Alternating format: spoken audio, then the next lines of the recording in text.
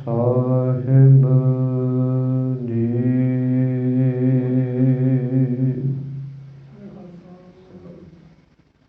ਇੱਕ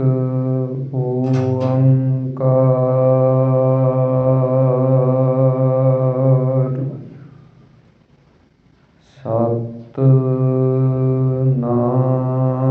ਸਤਿਨਾਮ ਕਰਤਾ ਪੁਰਖ ਨਿਰਭਉ ਨਿਰਵੈਰ ਅਕਾਲ ਮੂਰਤ ਅਜੂਨੀ ਸੈਭੰ ਗੁਰ ਪ੍ਰਸਾਦ ਜਪ ਆਦ ਸੱਚ ਜੁਗਾਦ ਸੱਚ ਹੈ ਭੀ ਸੱਚ ਨਾਨਕ ਹੋਸੀ ਭੀ ਸੱਚ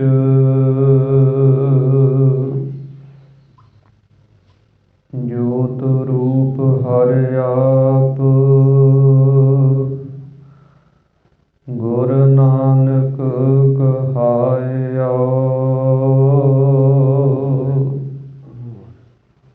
ਤਾਤੇ ਅੰਗਦ ਭਇਓ ਤਤ ਸਿਉ ਤਤ ਮਿਲਾਇਓ ਅੰਗਦ ਕਿਰਪਾ ਧਾਰ ਅਮਰ ਸਤਿਗੁਰ ਥਿਰ ਕੀਓ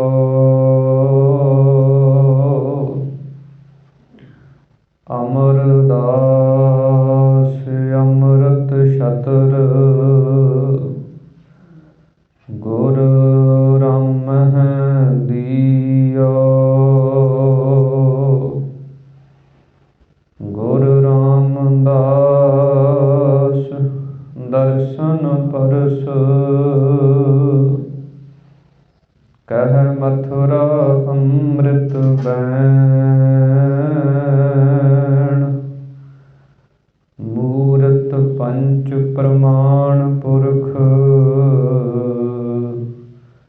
ਗੁਰ ਅਰਜਨ ਭਿਖਹੁ ਨੈਣ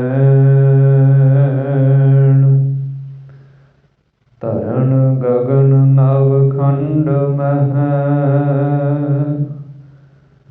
ਜੋਤ ਸਰੂਪੀ ਰਹਿਓ ਭਰ ਭਨ ਮਥੁਰਾ ਕਛ ਭੇਦ ਨਹੀਂ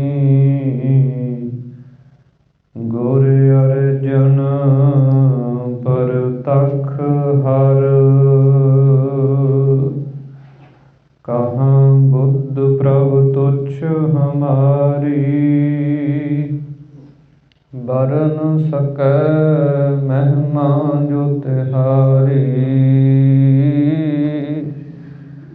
ਹਮ ਨਾ ਸਕਤ ਕਰ ਸਿਫਤ ਤੁਮਾਰੀ ਆਪ ਲਿਹੋ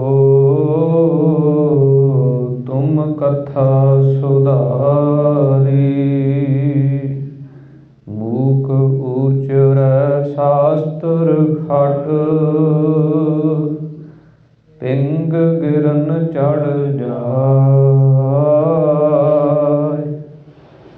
ਅੰਧ ਲਖੈ ਬਦਰੋ ਸੁਣੈ ਜਿਉ ਕਾਲ ਕਿਰਪਾ ਕਰਾਇ ਸੱਜਣ ਸੱਚਾ ਪਾਤਸ਼ਾਹ ਸਿਰ ਸਾਹਾਂਦੈ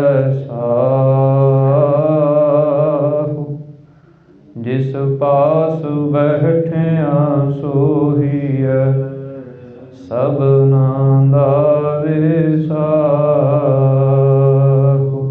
ਜਿਸ ਪਾਸ ਬੈਠਿਆ ਸੋਹੀਐ ਸਭਨਾ ਦਾ ਵਿਸਾਹੋ। ਵਾਹਿਗੁਰੂ ਸਾਹਿਬ ਜੀ। ਸੋਰਠ ਮਹੱਲਾ ਪੰਜਵਾ। ਘਰ ਪਹਿਲਾ ਅਸ਼ਟਪਦੀਆ। ਇੱਕ ਓੰਕਾਰ ਸਤਿਗੁਰ ਪ੍ਰਸਾਦਿ। ਸਭ ਜਗ ਜਿਨਹਿ ਉਪਾਇਆ ਭਾਈ। ਕਰਨ ਕਾਰਣ ਸਮਰੱਥ। ਜੀਉ ਪਿੰਡ ਜਿਨ ਸਾਜਿਆ ਭਾਈ। ਦੇ ਕਰ ਆਪਣੀ ਵੱਥ। ਕਿਨ ਕਹੀਐ ਕਿਉ ਦੇਖੀਐ ਭਾਈ। ਕਰਤਾ ਏਕ ਅਕਥ। ਗੁਰ ਗੋਬਿੰਦ ਸਲਾਹੀਐ ਭਾਈ। ਜਿਸ ਤੇ ਜਾਪੈ ਤਥ। ਮੇਰੇ ਮਨ ਜਪੀਐ ਹਰਿ ਭਗਵੰਤਾ। ਨਾਮ ਦਾਨ ਦੇ ਜਨ ਆਪਣੇ। ਦੁਖ ਦਰਦ ਕਾ ਹੰਤਾ। ਰਹਾਉ। ਸਭ ਜਗ ਜਿਨਹਿ ਉਪਾਇਆ ਭਾਈ। ਕਰਨ ਕਾਰਣ ਸਮਰੱਥ। ਵਾਹਿਗੁਰੂ ਜੀ ਕਾ ਖਾਲਸਾ ਵਾਹਿਗੁਰੂ ਜੀ ਕੀ ਫਤਿਹ। ਸਤਿਗੁਰਾਂ ਦੀ ਸਾਜੀ ਨਵਾਜੀ ਹੋਈ ਪਰਮ ਸਨਮਾਨ ਅਤੇ ਸਤਿਕਾਰਯੋਗ ਗੁਰੂ ਰੂਪ ਗੁਰੂ ਸਰੂਪ ਖਾਲਸਾ ਸਾਧ ਸੰਗਤ ਜੀਓ। ਅੰਤਰਜਾਮੀ ਗਰੀਬ ਨਵਾਜ ਅਕਾਲ ਪੁਰਖ ਪਰਮੇਸ਼ਰ ਵਾਹਿਗੁਰੂ ਜੀ ਦੀ ਅਤਿਅੰਤ ਕਿਰਪਾਲਤਾ ਰਹਿਮਤ ਬਖਸ਼ਿਸ਼ ਦਾ ਸਦਕਾ ਆਪਾਂ ਸਰਬੱਤਰ ਗੁਰਸਿੱਖ ਮਾਈ ਭਾਈ ਦਸਾਂ ਪਾਤਸ਼ਾਹੀਆਂ ਦੀ ਆਤਮਿਕ ਜੋਤ ਚਬਰ ਛਤਰ ਤਖਤ ਦੇ ਮਾਲਕ ਜੁਗੋ ਜੁਗ ਅਟਲ ਗੁਰਬਾਣੀ ਸਰੂਪ ਸਤਿਗੁਰੂ ਧੰਨ ਧੰਨ ਸਤਿਗੁਰੂ ਸ੍ਰੀ ਗੁਰੂ ਗ੍ਰੰਥ ਸਾਹਿਬ ਮਹਾਰਾਜ ਜਿਨ੍ਹਾਂ ਦੀ ਪਾਵਨ ਪਵਿੱਤਰ ਹਜ਼ੂਰੀ ਦੇ ਅੰਦਰ ਸੁਭਾਏਮਾਨ ਹੋ ਕੇ ਅੰਮ੍ਰਿਤ ਵੇਲੇ ਦੇ ਦੀਵਾਨਾਂ ਦੀਆਂ ਹਾਜ਼ਰੀਆਂ ਭਰ ਕੇ ਗੁਰਬਾਣੀ ਸਰਵਣ ਕਰਕੇ ਲਾਹੇ ਪ੍ਰਾਪਤ ਕਰ ਰਹੇ ਹਾਂ। ਸਤਿਗੁਰਾਂ ਦੀ ਅਪਾਰ ਕਿਰਪਾ ਦੁਆਰਾ ਅੰਮ੍ਰਿਤ ਵੇਲੇ ਸਤਿਗੁਰਾਂ ਦੇ ਸੁੰਦਰ ਪ੍ਰਕਾਸ਼ ਦੀ ਸੇਵਾ ਹੋਈ ਹੈ। ਉਸ ਤੋਂ ਉਪਰੰਤ ਗ੍ਰੰਥੀ ਸਿੰਘ ਸਾਹਿਬਾਨ ਜੀ ਵੱਲੋਂ ਸਤਿਗੁਰਾਂ ਦੀ ਪਾਵਨ ਗੁਰਬਾਣੀ ਦੇ ਨਿਤਨੇਮ ਪਾਠ ਜਾਪ ਪੜ੍ਹੇ ਸੁਣੇ ਗਏ ਹਨ। ਉਸ ਤੋਂ ਉਪਰੰਤ ਸਤਿਗੁਰਾਂ ਦੀ ਪਾਵਨ ਗੁਰਬਾਣੀ ਦੀ ਚੱਲ ਰਹੀ ਲੜੀਵਾਰ ਕਥਾ ਜਿਸ ਦੇ ਵਿੱਚੋਂ ਆਪਾਂ ਸ਼ਬਦ ਨੂੰ ਸਰਵਣ ਕੀਤਾ ਹੈ। ਸੋਰਠ ਰਾਗ ਦੇ ਅੰਦਰ ਤੀਸਰੇ ਪਾਤਸ਼ਾਹ ਸ੍ਰੀ ਗੁਰੂ ਅਮਰਦਾਸ ਮਹਾਰਾਜ ਜੀ ਦੀਆਂ ਅਸ਼ਟਪਦੀਆਂ ਸੰਪੂਰਨ ਹੋਈਆਂ ਸਨ। ਅੱਗੇ ਹੁਣ ਪੰਚਮ ਪਾਤਸ਼ਾਹ ਸ਼ਹੀਦਾਂ ਦੇ ਸਰਤਾਜ ਸਹਿਨਸ਼ੀਲਤਾ ਦੀ ਹੱਦ ਸ਼ਾਂਤੀ ਦੇ ਸੋਮੇ ਦੋਹਿ ਥਾ ਗੁਰਬਾਣੀ ਕਾ ਬੋਹਿ ਥਾ। ਧੰਨ ਧੰਨ ਸਤਿਗੁਰੂ ਸ੍ਰੀ ਗੁਰੂ ਅਰਜਨ ਦੇਵ ਮਹਾਰਾਜ, ਜਿਨ੍ਹਾਂ ਦੀਆਂ ਉਚਾਰਨ ਕੀਤੀਆਂ ਹੋਈਆਂ ਅਸ਼ਟਪਦੀਆਂ ਪ੍ਰਾਰੰਭ ਹੁੰਦੀਆਂ ਹਨ। ਸਤਿਗੁਰਾਂ ਦੀ ਬਾਬਤ ਭੱਟ ਸਾਹਿਬਾਨ ਆਪਣੀ ਪਾਵਨ ਬਾਣੀ ਦੇ ਅੰਦਰ ਮਹਿਮਾ ਬਿਆਨ ਕਰਦੇ ਹਨ ਤੇ ਭੱਟ ਸਾਹਿਬਾਨ ਜੀ ਦੇ ਬਚਨ ਆਉਂਦੇ ਹਨ। ਧਰਨ ਗਗਨ ਨਭ ਖੰਡ ਮਹਿ, ਕਿ ਇਸ ਧਰਤੀ ਤੋਂ ਲੈ ਕੇ ਆਕਾਸ਼ ਤੱਕ ਇਸੇ ਪ੍ਰਕਾਰ 9 ਖੰਡ ਜਿਹੜੇ ਮੰਨੇ, ਉਹਨਾਂ ਦੇ ਅੰਦਰ ਜੋਤ ਸਰੂਪੀ ਰਹਿਓ ਭਰ। ਜਿਹੜਾ ਜੋਤੀ ਸਰੂਪ ਪਰਮੇਸ਼ਰ ਪ੍ਰਮਾਤਮਾ ਵਾਹਿਗੁਰੂ ਸਭ ਥਾਵਾਂ 'ਤੇ ਪਰਿਪੂਰਨ ਹੈ। ਧਰਤੀ ਤੋਂ ਲੈ ਕੇ ਆਕਾਸ਼ ਤੱਕ ਇਸੇ ਪ੍ਰਕਾਰ 9 ਖੰਡਾਂ ਦੇ ਲੈ ਕੇ ਸਭ ਥਾਵਾਂ 'ਤੇ ਜਿਹੜਾ ਜੋਤੀ ਸਰੂਪ ਹੋ ਕੇ ਪਰਮੇਸ਼ਰ ਵਾਹਿਗੁਰੂ ਪਰਿਪੂਰਨ ਹੈ, ਉਸ ਦੇ ਵਿੱਚ ਅਤੇ ਧੰਨ ਸ਼੍ਰੀ ਗੁਰੂ ਅਰਜਨ ਦੇਵ ਮਹਾਰਾਜ ਜੀ ਦੇ ਵਿੱਚ ਭੰਨ ਮਥੁਰਾ ਕਛ ਭੇਦ ਨਹੀਂ। ਮਥੁਰਾ ਭੱਟ ਜੀ ਲਿਖਦੇ ਹਨ ਕਿ ਕੋਈ ਵੀ ਭੇਦ ਫਰਕ ਨਹੀਂ ਹੈ। ਗੁਰ ਅਰਜਨ ਪ੍ਰਤੱਖ ਹਰਿ। ਧੰਨ ਸ੍ਰੀ ਗੁਰੂ ਅਰਜਨ ਦੇਵ ਮਹਾਰਾਜ ਹਰੀ ਪ੍ਰਮਾਤਮਾ ਪਰਮੇਸ਼ਰ ਦਾ ਪ੍ਰਤੱਖ ਸਰੂਪ ਹਨ। ਐਸੇ ਮਹਾਨ ਪਰਉਪਕਾਰੀ ਸਤਿਗੁਰੂ ਸ੍ਰੀ ਗੁਰੂ ਅਰਜਨ ਦੇਵ ਮਹਾਰਾਜ ਜੀ, ਜਿਨ੍ਹਾਂ ਦੀ ਉਚਾਰਨ ਕੀਤੀ ਹੋਈ ਪਾਵਨ ਬਾਣੀ ਸੋਰਠ ਰਾਗ ਦੇ ਅੰਦਰ ਆਰੰਭ ਹੋ ਰਹੀ ਹੈ। ਇਸ ਪਾਵਨ ਪਵਿੱਤਰ ਸ਼ਬਦ ਦੇ ਅੰਦਰ ਸਿੱਖਾਂ ਨੇ ਬੇਨਤੀ ਕੀਤੀ ਸਤਿਗੁਰਾਂ ਦੇ ਪਾਸ ਕਿ ਮਹਾਰਾਜ ਤੁਸੀਂ ਕਿਰਪਾ ਕਰਕੇ ਸਾਨੂੰ ਇਹ ਦੱਸੋ ਕਿ ਅਸੀਂ ਜਿਹੜਾ ਜਾਪ ਕਰਨਾ ਹੈ ਉਹ ਕਿਸ ਦਾ ਕਰੀਏ। ਇਸੇ ਪ੍ਰਕਾਰ ਹੀ ਫਿਰ ਜਿਸ ਜਾਪ ਨੂੰ ਕਰਨੇ ਕਰਕੇ ਸਾਡੇ ਦੁੱਖ ਦਰਦ ਜਿਹੜੇ ਹੈ ਉਹ ਮਿਟ ਜਾਣ, ਕਿਉਂਕਿ ਜਾਪ ਬੜੇ ਪੁਰਾਤਨ ਸਮੇਂ ਤੋਂ ਆਪਣੀ ਇਸ ਹਿੰਦੁਸਤਾਨ ਦੀ ਭਾਰਤ ਭੂਮੀ ਦੇ ਅੰਦਰ ਚੱਲਿਆ ਆ ਰਿਹਾ ਹੈ। ਜਪ ਦੀ ਮਰਿਆਦਾ ਪੁਰਾਤਨ ਯੁੱਗਾਂ ਤੋਂ ਵੇਦਾਂ ਮੰਤਰਾਂ ਦੇ ਜਪ, ਇਸੇ ਪ੍ਰਕਾਰ ਹੀ ਫੇਰ ਅੱਗੇ ਤੋਂ ਅੱਗੇ ਰਿਸ਼ੀਆਂ ਮੁਨੀਆਂ ਦੁਆਰਾ ਓੰਕਾਰ ਦਾ ਜਪ, ਓਮ ਦਾ ਜਪ, ਬੜੀਆਂ ਵਿਧੀਆਂ ਦੇ ਨਾਲ ਜਾਪ ਚੱਲੇ ਆ ਰਹੇ ਹਨ। ਤਾਂ ਸਿੱਖਾਂ ਨੇ ਬੇਨਤੀ ਕੀਤੀ ਕਿ ਮਹਾਰਾਜ ਕਿਸ ਦਾ ਜਾਪ ਕਰੀਏ। ਤਾਂ ਸਤਿਗੁਰੂ ਸ੍ਰੀ ਗੁਰੂ ਅਰਜਨ ਦੇਵ ਮਹਾਰਾਜ ਜੀ ਨੇ ਉੱਤਰ ਬਖਸ਼ਿਸ਼ ਕੀਤਾ ਹੈ। ਰਹਾਉ ਦੀਆਂ ਪੰਕਤੀਆਂ ਦੇ ਅੰਦਰ ਸਤਿਗੁਰੂ ਜੀ ਕਹਿੰਦੇ, ਮੇਰੇ ਮਨ ਜਪੀਐ ਹਰਿ ਭਗਵੰਤਾ। ਸਤਿਗੁਰੂ ਜੀ ਕਹਿੰਦੇ ਆਪਣੇ ਮਨ ਨੂੰ ਇਹ ਸਿੱਖਿਆ ਬਖਸ਼ਿਸ਼ ਕਰੀਏ, ਇਹ ਮੇਰੇ ਮਨਾ ਜਪੀਐ, ਉਸ ਦਾ ਜਾਪ ਕਰੀਏ ਹਰਿ ਭਗਵੰਤਾ, ਜੋ ਹਰੀ ਪਰਮੇਸ਼ਰ ਵਾਹਿਗੁਰੂ ਹੈ। ਉਸ ਪਰਮਾਤਮਾ ਨੂੰ ਹਰ ਆਖਿਆ ਜਾਂਦਾ। ਜਿੱਥੇ ਉਸ ਦੇ ਬੇਅੰਤ ਨਾਮ ਹਨ, ਉਹਨਾਂ ਦੇ ਵਿੱਚੋਂ ਇੱਕ ਨਾਮ ਹਰ ਕਰਕੇ ਵੀ ਆਉਂਦਾ ਹੈ।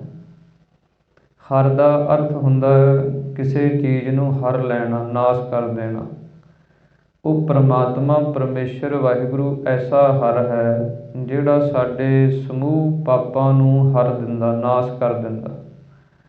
ਧਾਰਮਿਕ ਵਿਦਵਾਨਾਂ ਨੇ ਇਸ ਹਰ ਸ਼ਬਦ ਦਾ ਲੱਛਣ ਬਿਆਨ ਕੀਤਾ ਹੈ ਤੇ ਉਹਨਾਂ ਨੇ ਬਚਨ ਲਿਖੇ ਹਨ। ਹਰ ਹਰੰਤੀ ਪਾਪਾਨੀ ਦੁਸ਼ਟ ਚਿੱਤ ਬ੍ਰਿਤੀ ਸਿਮਰੰਤਾ।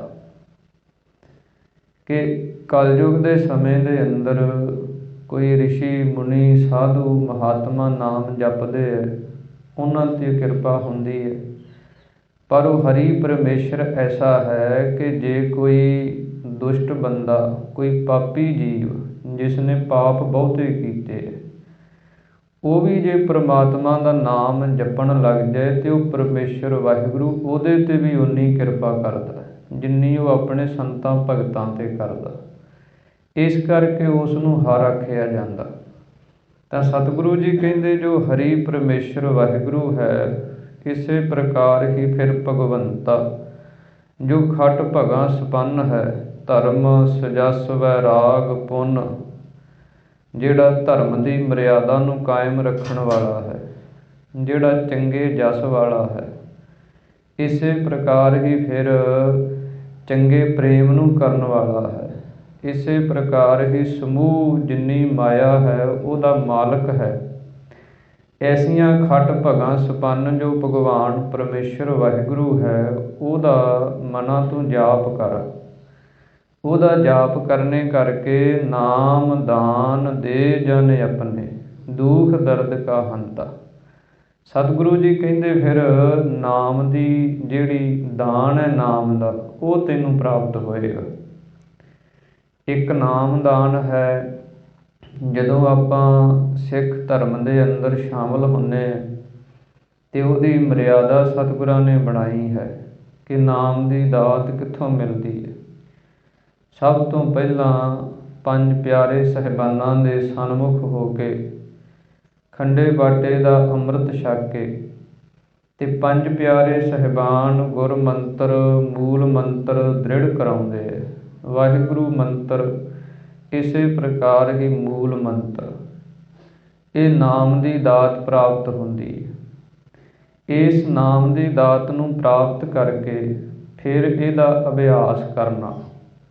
ਫਿਰ ਵਾਹਿਗੁਰੂ ਗੁਰ ਮੰਤਰ ਹੈ ਜਪ ਹਉਮੈ ਖੋਈ, ਇਸ ਨੂੰ ਜਪਦਿਆਂ ਹੋਇਆਂ ਇਹਦਾ ਨਿਰੰਤਰ ਲਗਾਤਾਰ 8 ਪਹਿਰ ਅਭਿਆਸ ਪਕਾ ਕੇ ਜਦੋਂ ਹਉਮੈ ਖੋਈ, ਹੰਕਾਰ ਮਿਟ ਗਿਆ, ਫਿਰ ਇਸੇ ਨਾਮ ਦੇ ਵਿੱਚੋਂ ਜੋ ਨਾਮ ਵਿਆਪਕ ਸਰੂਪ ਹੈ, ਇੱਕ ਨਾਮ ਦੀ ਦਾਤ ਸਾਨੂੰ ਪ੍ਰਾਪਤ ਹੋਈ ਪੰਜਾਂ ਪਿਆਰਿਆਂ ਦੇ ਪਾਸੋਂ, ਫਿਰ ਉਸ ਨੂੰ ਜਪ ਕੇ ਅਭਿਆਸ ਕਰਕੇ ਫਿਰ ਜੋ ਵਿਆਪਕ ਨਾਮ ਹੈ, ਸਭੈ ਘਟ ਰਾਮ ਬੋਲੈ, ਰਾਮਾ ਬੋਲੈ, ਰਾਮ ਬਿਨਾ ਕੋ ਬੋਲੈ ਰੇ। ਇਸੇ ਪ੍ਰਕਾਰ ਹੀ ਧਰਤ ਆਕਾਸ ਪਤਾਲ ਹੈ ਮੇਰੀ ਜਿੰਦੜੀਏ, ਸਭ ਧਿਆਵੈ ਹਰਿ ਹਰਿ ਰਾਮ। ਐਸੀ ਜਿਹੜੀ ਅਵਸਥਾ ਵਿਆਪਕ ਨਾਮ ਦੀ ਕਿ ਸਭ ਥਾਵਾਂ ਦੇ ਵਿੱਚੋਂ, ਸਭ ਜੀਵਾਂ ਦੇ ਵਿੱਚੋਂ, ਸਭ ਤੱਤਾਂ ਦੇ ਵਿੱਚੋਂ ਨਾਮ ਦੀ ਜਿਹੜੀ ਧੁਨੀ ਹੈ ਉਹ ਸ਼ਰਵਣ ਹੋਣੀ, ਇਹ ਨਾਮ ਦਾ ਦਾਨ ਪਰਮੇਸ਼ਰ ਵਾਹਿਗੁਰੂ ਬਖਸ਼ਦਾ। ਇਸ ਪ੍ਰਕਾਰ ਜਦੋਂ ਇਹ ਦਾਤ ਪ੍ਰਾਪਤ ਹੁੰਦੀ ਹੈ, ਦੁਖ ਦਰਦ ਕਾ ਹੰਤਾ, ਫਿਰ ਸਾਡੇ ਜੰਮਣ ਮਰਨ ਦੇ ਦੁੱਖ, ਇਸੇ ਪ੍ਰਕਾਰ ਹੀ ਜਿਹੜੇ ਤ੍ਰਿਸ਼ਨਾ ਵਿਕਾਰਾਂ ਦੇ ਦਰਦ ਹਨ ਉਹ ਸਾਰੇ ਨਾਸ਼ ਹੋ ਜਾਂਦੇ। ਸਤਿਗੁਰੂ ਜੀ ਇਸ ਪਾਵਨ ਪਵਿੱਤਰ ਸ਼ਬਦ ਰਾਹੀਂ ਸਾਨੂੰ ਉਪਦੇਸ਼ ਬਖਸ਼ਿਸ਼ ਕਰ ਰਹੇ ਹਨ। ਆਓ ਮਨ ਬਿਰਤੀਆਂ ਨੂੰ ਇਕਾਗਰ ਕਰਕੇ ਸ਼ਬਦ ਦੇ ਵਿਚਾਰ ਨੂੰ ਸਰਵਣ ਕਰੀਏ। ਇੱਕ ਵਾਰੀ ਉਚਾਰਨ ਕਰੋ ਜੀ, ਸਤਿਨਾਮ ਸ੍ਰੀ ਵਾਹਿਗੁਰੂ ਸਾਹਿਬ ਜੀ। ਵਾਹਿਗੁਰੂ ਸਾਹਿਬ ਜੀ। ਸੋਰਠ ਮਹੱਲਾ ਪੰਜਵਾ, ਘਰ ਪਹਿਲਾ, ਅਸ਼ਟਪਦੀਆ। ਸੋਰਠ ਰਾਗ ਦਾ ਨਾਮ ਹੈ। ਮਹੱਲਾ ਪੰਜਵਾ। ਪੰਚਮ ਪਾਤਸ਼ਾਹ ਸ੍ਰੀ ਗੁਰੂ ਅਰਜਨ ਦੇਵ ਮਹਾਰਾਜ, ਘਰ ਪਹਿਲਾ। ਸੰਗੀਤ ਦੇ ਨਿਯਮਾਂ ਅਨੁਸਾਰ ਇਸ ਪਾਵਨ ਸ਼ਬਦ ਨੂੰ ਸੰਗੀਤ ਦੇ ਪਹਿਲੇ ਘਰ ਦੇ ਅੰਦਰ ਗਾਇਨ ਕਰਨ ਦੀ ਆਗਿਆ ਹੈ। ਸਤਿਗੁਰਾਂ ਦੀ ਪਾਵਨ ਗੁਰਬਾਣੀ 17 ਘਰਾਂ ਤੱਕ ਉਚਾਰਨ ਕੀਤੀ ਹੈ। ਸੰਗੀਤ ਦੇ ਨਿਯਮਾਂ ਅਨੁਸਾਰ, ਸੰਗੀਤ ਦੇ ਗ੍ਰੰਥਾਂ ਅਨੁਸਾਰ 64 ਘਰ ਮੰਨੇ ਹਨ, ਜਿਨ੍ਹਾਂ ਦੇ ਵਿੱਚੋਂ 17 ਸ਼ੁੱਧ ਮੰਨੇ। ਆਸਾ ਰਾਗ ਦੇ ਅੰਦਰ ਸਤਿਗੁਰਾਂ ਨੇ 17 ਘਰਾਂ ਤੱਕ ਪਾਵਨ ਬਾਣੀ ਉਚਾਰਨ ਕੀਤੀ ਹੈ। ਇੱਥੇ ਸਤਿਗੁਰੂ ਜੀ ਪਹਿਲੇ ਘਰ ਸੁਰਤਾਲ ਦੇ ਅੰਦਰ ਇਹ ਸ਼ਬਦ ਉਚਾਰਨ ਕਰਦੇ ਹਨ, ਅਸ਼ਟਪਦੀਆਂ। ਜਿਨ੍ਹਾਂ ਸ਼ਬਦਾਂ ਦੇ ਅੰਦਰ 8-8 ਪਦਿਆਂ ਵਾਲੇ ਜਿਹੜੇ ਸ਼ਬਦ ਹਨ ਉਹ ਅੰਕਿਤ ਹਨ, ਉਸ ਨੂੰ ਅਸ਼ਟਪਦੀ ਕਿਹਾ ਜਾਂਦਾ ਹੈ। ਜਿਵੇਂ ਸੁਖਮਨੀ ਸਾਹਿਬ ਦੇ ਅੰਦਰ ਅਸ਼ਟਪਦੀਆਂ ਆਉਂਦੀਆਂ ਹਨ, 8-8 ਪਦਿਆਂ ਵਾਲੇ ਸ਼ਬਦ ਆਉਂਦੇ ਹਨ। ਇਸੇ ਪ੍ਰਕਾਰ ਹੀ ਇਹ ਸਤਿਗੁਰੂ ਜੀ ਉਚਾਰਨ ਕਰਦੇ ਹਨ। ਅੱਗੇ ਮੰਗਲ ਕਰਦੇ ਹਨ। ਇੱਕ ਓੰਕਾਰ ਸਤਿਗੁਰ ਪ੍ਰਸਾਦ। ਇਹ ਸਤਿਗੁਰਾਂ ਨੇ ਮੰਗਲ ਉਚਾਰਨ ਕੀਤਾ ਹੈ। ਹਿੰਦੁਸਤਾਨ ਦੀ ਧਰਤੀ ਦੇ ਅੰਦਰ ਪੁਰਾਤਨ ਸਮੇਂ ਤੋਂ ਮੰਗਲ ਦੀ ਪ੍ਰਥਾ ਹੈ। ਇਹ ਸਤਿਗੁਰਾਂ ਨੇ ਵਸਤੂ ਨਿਰਦੇਸ਼ਾਤਮਕ ਮੰਗਲ ਇਸ ਨੂੰ ਕਹਿੰਦੇ ਹਨ ਕਿ ਜਿਸ ਦੇ ਅੰਦਰ ਨਿਰਣੇ ਪੂਰਵਕ ਆਪਣੇ ਇਸ਼ਟ ਦਾ, ਆਪਣੇ ਪ੍ਰਭੂ ਪਰਮੇਸ਼ਰ ਦਾ ਵਰਣਨ ਹੋਵੇ ਸੂਤਰ ਰੂਪ ਦੇ ਅੰਦਰ, ਉਸ ਨੂੰ ਇਸ ਮੰਗਲ ਦਾ ਨਾਮ ਦਿੱਤਾ ਜਾਂਦਾ। ਤਾਂ ਸਤਿਗੁਰੂ ਜੀ ਉਚਾਰਨ ਕਰਦੇ ਹਨ, ਇੱਕ ਓੰਕਾਰ, ਪਰਮਾਤਮਾ ਪਰਮੇਸ਼ਰ ਵਾਹਿਗੁਰੂ ਇੱਕ ਹੈ। ਓੰਕਾਰ ਫਿਰ ਉਹ ਸਭ ਦਾ ਪ੍ਰਕਾਸ਼ਕ ਹੈ। ਪ੍ਰਕਾਸ਼ਕ ਤੋਂ ਕੀ ਭਾਵ ਹੁੰਦਾ ਹੈ ਕਿ ਜਿਵੇਂ ਸਾਡਾ ਸਰੀਰ ਹੈ, ਸਾਡੇ ਸਰੀਰ ਦੇ ਅੰਦਰ ਉਹਦੀ ਚੇਤਨ ਸੱਤਾ ਹੈ, ਉਹਦੀ ਸ਼ਕਤੀ ਹੈ, ਜਿਹਦੇ ਦੁਆਰਾ ਅਸੀਂ ਕਿਰਿਆ ਕਰ ਰਹੇ ਹਾਂ। ਸਾਡੀਆਂ ਅੱਖਾਂ, ਕੰਨ, ਨੱਕ, ਜਿੰਨੇ ਇੰਦਰੇ ਹਨ, ਇਹ ਆਪੋ ਆਪਣੇ ਕਰਮ ਕਰ ਰਹੇ, ਉਹਦੀ ਸ਼ਕਤੀ ਦੁਆਰਾ ਉਹ ਪ੍ਰਕਾਸ਼ ਦੇ ਰਿਹਾ, ਉਹ ਸੱਤਾ ਬਖਸ਼ ਰਿਹਾ। ਇਸ ਕਰਕੇ ਉਹ ਓੰਕਾਰ, ਜਿਹੜਾ ਕੀੜੀ ਤੋਂ ਲੈ ਕੇ ਹਾਥੀ ਤੱਕ ਜਿੰਨੀ ਰਚਨਾ ਹੈ ਖੰਡਾਂ ਬ੍ਰਹਿਮੰਡਾਂ ਦੇ ਅੰਦਰ, ਉਸੇ ਦਾ ਹੀ ਪਸਾਰਾ, ਉਸੇ ਦਾ ਹੀ ਓੰਕਾਰ ਦਾ ਹੀ ਸ਼ਕਤੀ ਰੂਪ ਜਿਹੜਾ ਹੈ ਉਹ ਪ੍ਰਕਾਸ਼ ਰਿਹਾ ਹੈ। ਐਸੇ ਪਰਮੇਸ਼ਰ ਦੀ ਪ੍ਰਾਪਤੀ ਸਤਿਗੁਰੂ ਜੀ ਕਹਿੰਦੇ ਸਤਿਗੁਰ ਪ੍ਰਸਾਦ। ਜਦੋਂ ਸਤਿਗੁਰੂ ਦੀ ਪ੍ਰਸਾਦ ਕਹੀਏ ਕਿਰਪਾ ਹੁੰਦੀ ਹੈ, ਜਦੋਂ ਕਿਸੇ ਦੇ ਉੱਤੇ ਗੁਰੂ ਦੀ ਪੂਰਨ ਕਿਰਪਾ ਹੋ ਜਾਏ, ਫਿਰ ਐਸੇ ਪਰਮੇਸ਼ਰ ਦੀ ਪ੍ਰਾਪਤੀ ਹੁੰਦੀ ਹੈ। ਸਭ ਜਗ ਜਿਨ ਹੈ ਉਪਾਇਆ ਭਾਈ, ਕਰਨ ਕਾਰਨ ਸਮਰੱਥ। ਸਤਿਗੁਰੂ ਸ੍ਰੀ ਗੁਰੂ ਅਰਜਨ ਦੇਵ ਮਹਾਰਾਜ ਅੱਗੇ ਬਚਨ ਉਚਾਰਨ ਕਰਦੇ ਹਨ। ਸਤਿਗੁਰੂ ਜੀ ਕਹਿੰਦੇ ਜਿੰਨਾ ਇਹ ਜਗਤ ਹੈ ਉਹ ਪਰਮੇਸ਼ਰ ਵਾਹਿਗੁਰੂ ਨੇ ਆਪਣੇ ਸਰੂਪ ਤੋਂ ਤੇ ਆਪਣੇ ਰਾਹੀਂ ਆਪ ਹੀ ਪੈਦਾ ਕੀਤਾ ਹੈ। ਹੇ ਭਾਈ, ਕਰਨ ਕਾਰਨ ਸਮਰੱਥ। ਫਿਰ ਜਿੰਨੇ ਇਸ ਜਗਤ ਦੇ ਕਾਰਨ ਮੰਨੇ ਹਨ, ਕਿਸੇ ਨੇ ਬ੍ਰਹਮਾ ਜੀ ਤੋਂ ਸ੍ਰਿਸ਼ਟੀ ਦੀ ਉਤਪਤੀ ਮੰਨੀ ਹੈ, ਉਹ ਕਾਰਨ ਹਨ ਬ੍ਰਹਮਾ ਜੀ। ਇਸੇ ਪ੍ਰਕਾਰ ਪੰਜਾਂ ਤੱਤਾਂ ਦੁਆਰਾ ਇਹ ਸਰੀਰ ਦੀ, ਇਹ ਸ੍ਰਿਸ਼ਟੀ ਦੀ ਰਚਨਾ ਮੰਨੀ ਹੈ, ਤੇ ਉਹ ਜਿੰਨੇ ਕਾਰਨ ਮੰਨੇ ਹਨ ਜਿਨ੍ਹਾਂ ਦੁਆਰਾ ਇਹ ਸ੍ਰਿਸ਼ਟੀ ਹੋਂਦ 'ਚ ਆਉਂਦੀ ਹੈ, ਉਹਨਾਂ ਕਾਰਨਾਂ ਨੂੰ ਵੀ ਕਰਨ ਵਾਲਾ, ਉਹਦੇ ਵਿੱਚ ਵੀ ਸਮਰੱਥ ਉਹ ਪਰਮੇਸ਼ਰ ਵਾਹਿਗੁਰੂ ਹੈ, ਜਿਸ ਨੇ ਇਹ ਸਾਰੇ ਜਗਤ ਦੀ ਰਚਨਾ ਕੀਤੀ ਹੈ। ਚਾਰ ਖਾਣੀਆਂ ਦੁਆਰਾ ਅੰਡਜ, ਜੇਰਜ, ਸੇਤਜ, ਉਤਪੁਜ, ਤੇਰੇ ਕੀਏ ਜਨਤਾ। ਸਤਿਗੁਰੂ ਜੀ ਬਚਨ ਕਰਦੇ ਹਨ ਕਿ ਜਿਸ ਪਰਮੇਸ਼ਰ ਨੇ ਇਹ ਸਾਰਾ ਜਗਤ ਰਚਿਆ ਹੈ, ਜਿਹੜਾ ਇਹ ਸਭ ਕਾਰਨਾਂ ਨੂੰ ਕਰਨ ਦੇ ਵਿੱਚ ਸਮਰੱਥ ਹੈ। ਜੀਉ ਪਿੰਡ ਜਿਨ ਸਾਜਿਆ ਭਾਈ, ਦੇ ਕਰ ਆਪਣੀ ਵੱਥ। ਸਤਿਗੁਰੂ ਜੀ ਕਹਿੰਦੇ ਜਿਸ ਨੇ ਇਸ ਪਿੰਡ ਸਰੀਰ ਨੂੰ ਮਾਤਾ ਦੇ ਗਰਭ ਦੇ ਅੰਦਰ ਸਾਜਿਆ ਹੈ, ਇਹ ਸਰੀਰ ਦੀ ਰਚਨਾ ਉਹ ਪਰਮੇਸ਼ਰ ਨੇ ਕੀਤੀ ਹੈ। ਇਹ ਸਰੀਰ ਨੂੰ ਸਾਜ ਕੇ ਫਿਰ ਇਹਦੇ ਅੰਦਰ ਜੀਓ, ਜਿਹੜੀ ਜਿੰਦ ਜਾਨ ਹੈ, ਉਸ ਨੂੰ ਟਿਕਾਇਆ ਹੈ। ਹੇ ਭਾਈ, ਦੇ ਕਰ ਆਪਣੀ ਵੱਥ। ਇੱਕ ਤੇ ਉਸ ਨੇ ਸਮਾਨ ਚੇਤਨ ਸੱਤਾ ਜਿਹੜੀ ਹੈ ਸਾਰੇ ਸਰੀਰ ਨੂੰ ਬਖਸ਼ਿਸ਼ ਕੀਤੀ ਹੈ। ਉੱਥੇ ਫਿਰ ਉਸ ਨੇ ਆਪਣੀ ਵੱਥ ਜਿਹੜੀ ਵਿਸ਼ੇਸ਼ ਜਿਹੜੀ ਚੇਤਨ ਸੱਤਾ ਉਹ ਰੱਖੀ ਹੈ। ਉਹ ਹੈ ਸਾਡੇ ਇੰਦਰੀਆਂ ਦੇ ਅੰਦਰ। ਜਿਵੇਂ ਸਾਡੀਆਂ ਅੱਖਾਂ ਦਾ ਕੰਮ ਜਿਹੜਾ ਉਹ ਵੇਖਣਾ ਹੈ, ਤੇ ਵੇਖਣ ਦਾ ਕੰਮ ਅੱਖਾਂ ਹੀ ਕਰ ਸਕਦੀਆਂ, ਕੰਨ ਨਹੀਂ ਕਰ ਸਕਦੇ। ਕੰਨਾਂ ਦਾ ਕਰਮ ਜਿਹੜਾ ਉਹ ਸੁਣਨਾ ਹੈ, ਤੇ ਉਹ ਕੰਨ ਹੀ ਕਰ ਸਕਦੇ, ਅੱਖਾਂ ਨਹੀਂ ਕਰ ਸਕਦੀਆਂ।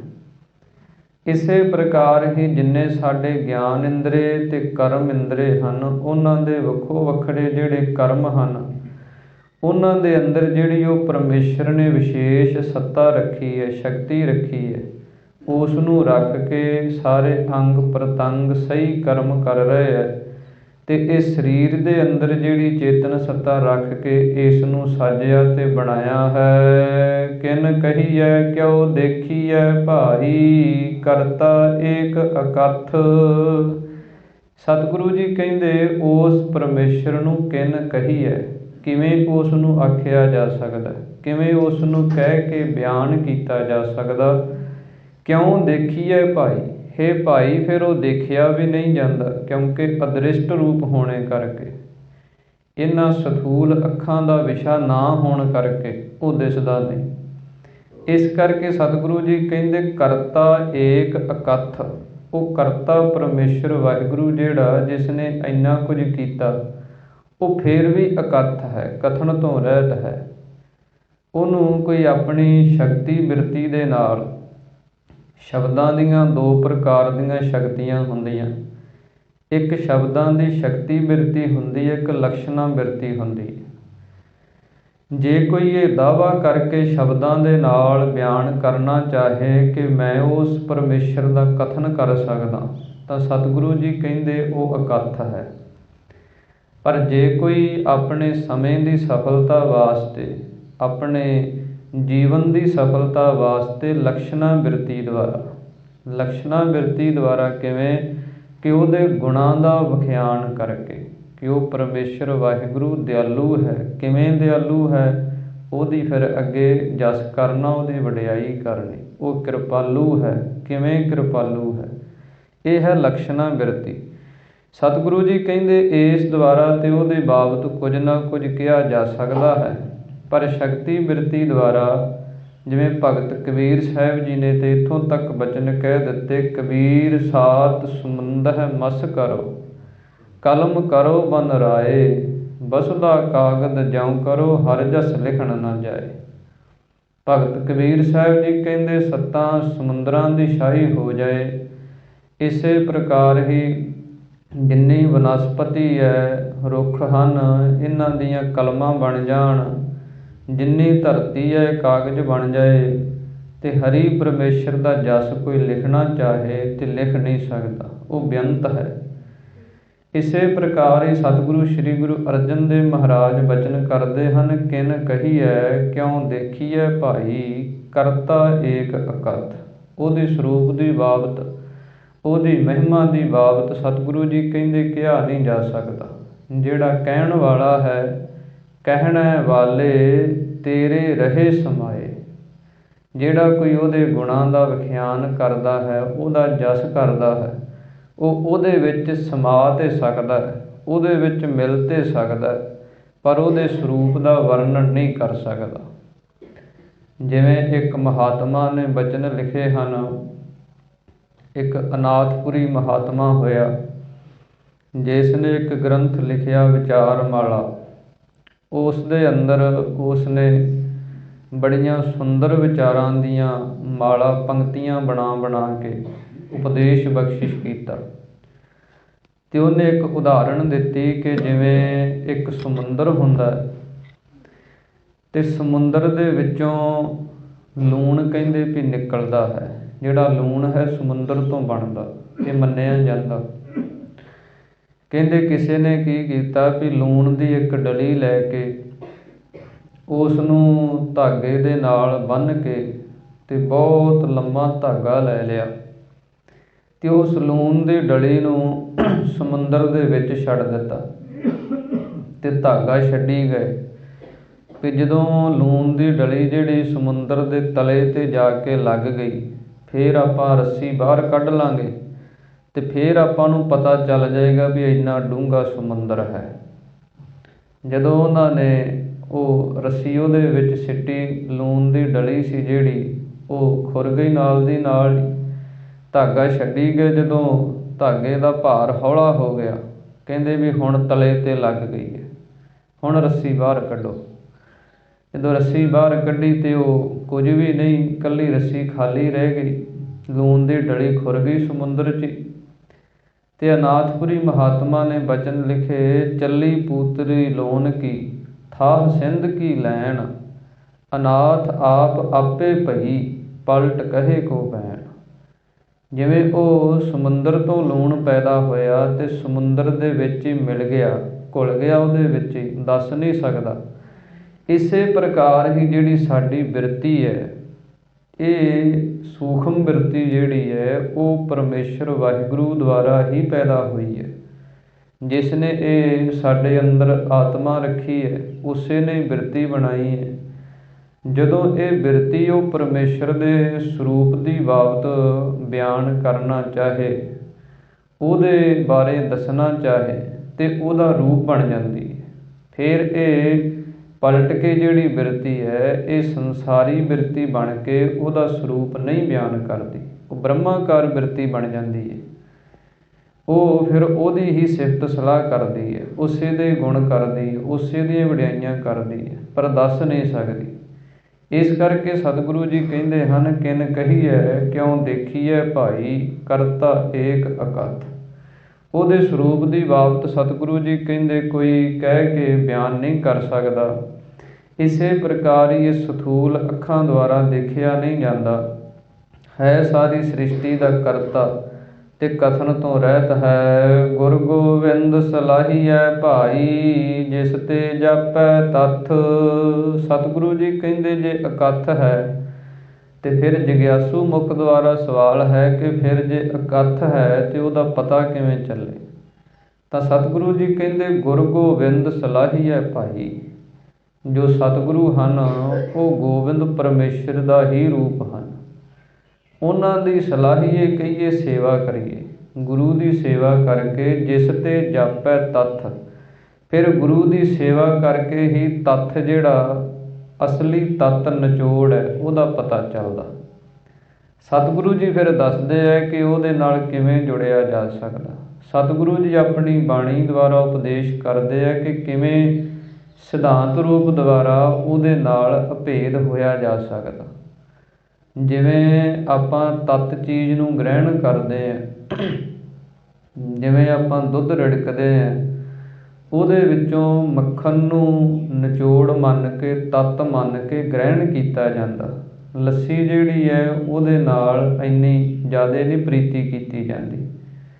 ਇਸੇ ਪ੍ਰਕਾਰ ਹੀ ਸਾਡੇ ਮਨ ਦੇ ਵਿੱਚੋਂ ਜਿੰਨੇ ਵਿਸ਼ੇ ਵਿਕਾਰ ਹਨ ਉਹ ਲੱਸੀ ਵਾਂਗ ਹਨ। ਉਹਨਾਂ ਨੂੰ ਛੱਡ ਕੇ ਤੇ ਮਨ ਜਿਹੜਾ ਜੋਤ ਸਰੂਪ ਹੈ ਇਹ ਤੱਤ ਹੈ, ਇਹਨੂੰ ਗ੍ਰਹਿਣ ਕਰਕੇ ਤੇ ਫਿਰ ਉਹ ਅਸਲੀ ਸਿਧਾਂਤ ਨੂੰ ਸਮਝਿਆ ਜਾ ਸਕਦਾ। ਇਸ ਕਰਕੇ ਸਤਿਗੁਰੂ ਜੀ ਆਪਣੀ ਪਾਵਨ ਬਾਣੀ ਦੁਆਰਾ ਬਚਨ ਕਰਦੇ ਹਨ ਕਿ ਸਿੱਖ ਦੀ ਜਿਹੜੀ ਬਿਰਤੀ ਹੈ ਉਹ ਇੱਕ ਹੰਸ ਬਿਰਤੀ ਹੁੰਦੀ ਹੈ। ਹੰਸ ਬਿਰਤੀ ਕੀ ਹੈ ਕਿ ਜਿਵੇਂ ਹੰਸ ਦੇ ਚੁੰਝ ਦੇ ਅੰਦਰ ਇਹ ਕਲਾ ਹੁੰਦੀ ਹੈ ਕਿ ਜਦੋਂ ਦੁੱਧ ਤੇ ਪਾਣੀ ਰਲਾ ਕੇ ਰੱਖ ਦਈਏ, ਜਿਸ ਸਮੇਂ ਉਹ ਦੁੱਧ ਦੇ ਵਿੱਚ ਚੁੰਝ ਪਾਉਂਦਾ ਉਹਦੇ ਫੁੱਟ ਬਣਾ ਦਿੰਦਾ, ਪਾਣੀ ਵੱਖਰਾ ਕਰ ਦਿੰਦਾ ਤੇ ਜਿਹੜਾ ਦੁੱਧ ਹੁੰਦਾ ਵੱਖਰਾ ਕਰ ਦਿੰਦਾ। ਇਸ ਤਰ੍ਹਾਂ ਦੀ ਸਿੱਖ ਦੀ ਬਿਰਤੀ ਹੋਣੀ ਚਾਹੀਦੀ ਹੈ। ਜਿਹੜੀ ਸਾਰ ਚੀਜ਼ ਹੈ, ਜਿਹੜੀ ਅਸਲੀ ਚੀਜ਼ ਹੈ, ਜਿਹੜੀ ਤੱਤ ਰੂਪ ਹੈ, ਜਿਹਦੇ ਦੁਆਰਾ ਸਾਡੇ ਜੀਵਨ ਦੀ ਸਫਲਤਾ ਹੈ, ਉਹਨੂੰ ਅਸੀਂ ਆਪਣੇ ਮਨ ਦੇ ਵਿੱਚ ਇਕੱਠਿਆਂ ਕਰੀਏ, ਗ੍ਰਹਿਣ ਕਰੀਏ। ਅਤੇ ਜਿਹੜੀਆਂ ਚੀਜ਼ਾਂ ਨਾਸਵਾਨ ਹਨ, ਜਿਨ੍ਹਾਂ ਦੁਆਰਾ ਸਾਡੇ ਮਨ ਦੀ ਅਵਸਥਾ ਵਿਗੜਦੀ ਹੈ, ਸਾਡੇ ਜੀਵਨ ਦੀ ਬਰਬਾਦੀ ਹੁੰਦੀ ਹੈ, ਸਮੇਂ ਦੀ ਬਰਬਾਦੀ ਹੁੰਦੀ ਹੈ, ਉਹਨਾਂ ਦਾ ਤਿਆਗ ਕਰੀਏ। ਫਿਰ ਜਿਹੜਾ ਜੀਵਨ ਹੈ ਸਤਿਗੁਰੂ ਜੀ ਕਹਿੰਦੇ ਉਹ ਸਫਲਾ ਹੁੰਦਾ ਜਿਸ ਤੇ ਜਾਪੈ ਤੱਥ। ਜਿਸ ਗੁਰੂ ਸਾਹਿਬਾਨ ਜੀ ਦੀ ਸੇਵਾ ਕਰਕੇ ਸਾਨੂੰ ਉਹ ਤੱਤ ਦੀ, ਉਹ ਅਸਲੀ ਸਿਧਾਂਤ ਦੀ ਪ੍ਰਾਪਤੀ ਹੁੰਦੀ ਹੈ। ਮੇਰੇ ਮਨ ਜਪੀਐ ਹਰਿ ਭਗਵੰਤਾ। ਸਤਿਗੁਰੂ ਜੀ ਉੱਤਮ ਬਖਤੇ ਦੁਆਰਾ ਬਚਨ ਕਰਦੇ ਹਨ, ਹੇ ਮੇਰੇ ਮਨਾ, ਐਸੇ ਹਰੀ ਪਰਮੇਸ਼ਰ ਪਰਮਾਤਮਾ ਦੇ ਨਾਮ ਦਾ ਜਿਹੜਾ ਜਾਪ ਹੈ ਉਹ ਤੂੰ ਕਰਨਾ ਕਰ। ਨਾਮ ਦਾਨ ਦੇ ਜਨ ਆਪਣੇ, ਦੁਖ ਦਰਦ ਕਾ ਹੰਤਾ ਰਹਾਉ। ਸਤਿਗੁਰੂ ਜੀ ਕਹਿੰਦੇ ਉਹ ਪਰਮੇਸ਼ਰ ਵਾਹਿਗੁਰੂ ਨਾਮ ਦਾ ਦਾਨ ਜਿਹੜਾ ਇਹ ਦੇਣ ਵਾਲਾ ਹੈ। ਆਪਣੇ ਜਨਾਂ ਨੂੰ, ਆਪਣੇ ਭਗਤਾਂ ਨੂੰ ਉਹ ਨਾਮ ਦਾ ਦਾਨ ਜਿਹੜਾ ਉਹ ਬਖਸ਼ਣ ਵਾਲਾ ਹੈ। ਦੁਖ ਦਰਦ ਕਾ ਹੰਤਾ, ਜਿੰਨੇ ਦੁੱਖ ਤੇ ਦਰਦ ਹਨ ਇਹਨਾਂ ਦਾ ਹੰਤਾ ਕਹੀਏ, ਨਾਸ ਕਰਨ ਵਾਲਾ ਹੈ। ਜਾ ਕੈ ਘਰ ਸਭ ਕਿਛ ਹੈ ਭਾਈ, ਨੌ ਨਿਧ ਭਰੇ ਭੰਡਾਰ। ਸਤਿਗੁਰੂ ਸ੍ਰੀ ਗੁਰੂ ਅਰਜਨ ਦੇਵ ਮਹਾਰਾਜ ਅੱਗੇ ਬਚਨ ਕਰਦੇ ਹਨ ਕਿ ਜਿਸ ਪਰਮੇਸ਼ਰ ਦੇ ਘਰ ਦੇ ਅੰਦਰ सब किश है पाई, सारा कुछ ही है। नौ निध भरे भंडार, नौ निधियां दे खजाने जिहड़े ਉਹ ਭਰੇ ਹੋਏ।